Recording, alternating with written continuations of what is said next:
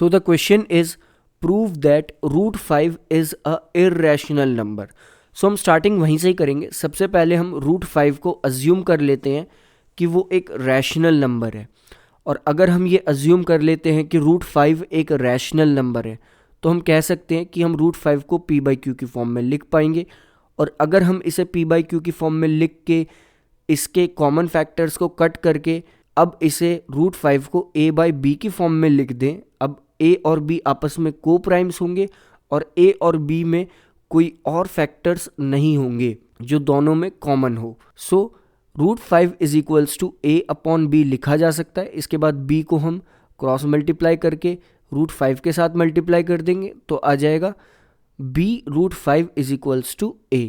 इसके बाद हम दोनों साइड स्क्वायरिंग करेंगे। स्क्वायरिंग बोथ साइड्स करने के बाद हमारे पास इक्वेशन आएगी a square is equals to 5b square. So हम कह सकते हैं कि 5 a स्क्वायर को डिवाइड कर देगा, साथ ही साथ 5 a को भी डिवाइड करेगा अकॉर्डिंग टू थ्योरम 3। सो हम कह रहे हैं कि अगर a 5 से डिवाइड हो जाएगा तो हम उसे कुछ ऐसे लिखेंगे a divided by 5 is equals to c।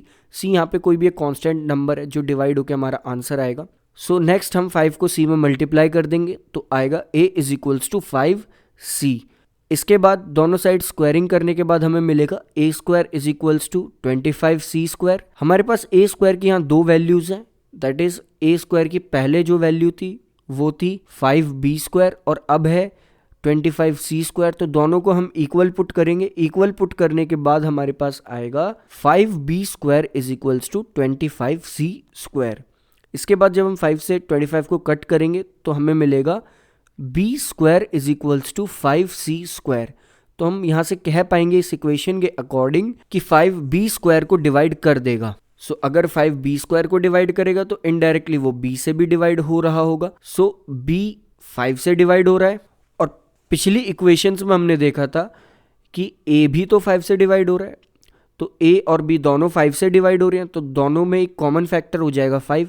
लेकिन जब हमने उसे a और b के फॉर्म में लिखा था तो हमने देखा था अब a और b के बीच में कोई कॉमन फैक्टर बचा ही नहीं, तो यह 5 कहाँ से आ गया।